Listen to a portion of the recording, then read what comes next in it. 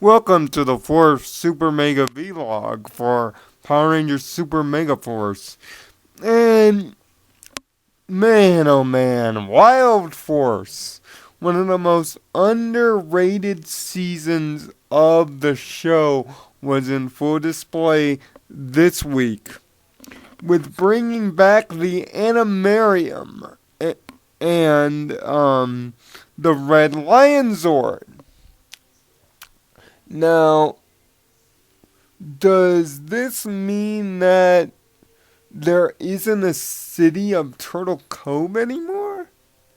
Because it seems like the writers have decided to forget about the city of Turtle Cove altogether and just say that it's just a floating city and it moves. And literally, or should I say habitat.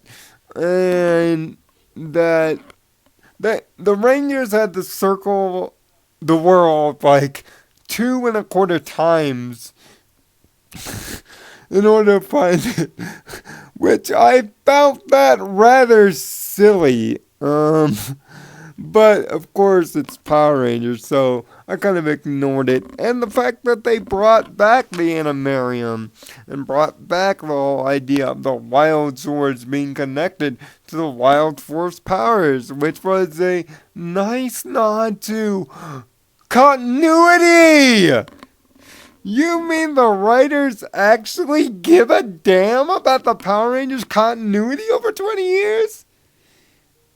It's utterly shocking how every individual season up to this point has not been about tying up the loose ends, but all of a sudden, with Super Mega Force and Samurai, the seasons before, all of a sudden the writers want to tie up the loose ends? Well, if you wanted to tie up the loose ends, guys, you kind of forgot in this episode one thing. Kind of forgot about Princess Shayla.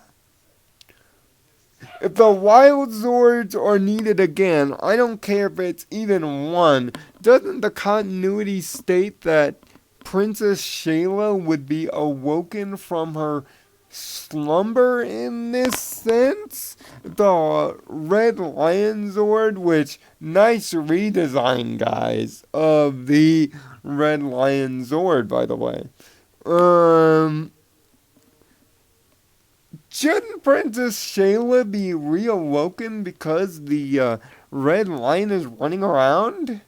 And shouldn't that also mean if the Red Lion is running around, shouldn't the other Wild Zords of the Shark, Hammerhead, the Shark, the Bison, the Eagle, and the White Tiger also be running around as well?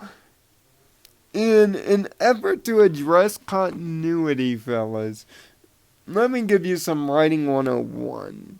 If you're going to be writing something in a long standing continuity and making reference to said continuity, writers of the future, you cannot half do this. You can't pick and choose spots of continuity in which you want to reference. If you're going to make a reference, which this episode does make a direct pull at the reference, at the story of Wild Force, you can't half-ass it, which is exactly what they did here. And they really missed out on a great opportunity to bring the lore of Wild Force back around and tie it up. Sure, when the Legend War happens and we see the Retro Rangers, could this be expressed? Yes. But this could also have been a nice opportunity to tease the Legend War in some way by having Princess Shayla wake up and wonder why the heck she's been awoken after all these years. And sure, I'm sure it's a whole thing of getting an actor and getting them in and all this kind of technical stuff, jargon.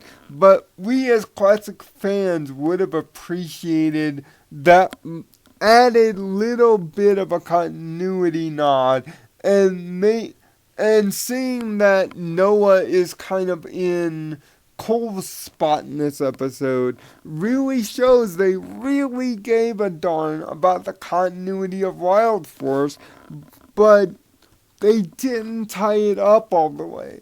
So if you're going to make a continuity reference, make sure to go all the way with it. Because some fans, like myself, are going to nitpick you if you don't. Other than that, the episode was very well done, and the Wild Force powers were on full display and shown in a grandiose nature. And really, this season is really showing that the history of this series is going to be loved and appreciated and shown.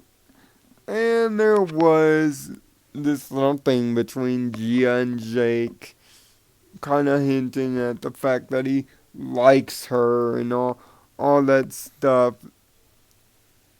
And also a nice little reference back to, oh my god, S.P.D. Every week it's S.P.D. What is it about S.P.D. this season? What, do the writers have an S.P.D. hard on? Do they want to live in Delta Command Center? Do they have some kind of sexual infatuation with Doggy Kruger in Space Patrol Delta? Because, my god, they got the voice actor for General Vanog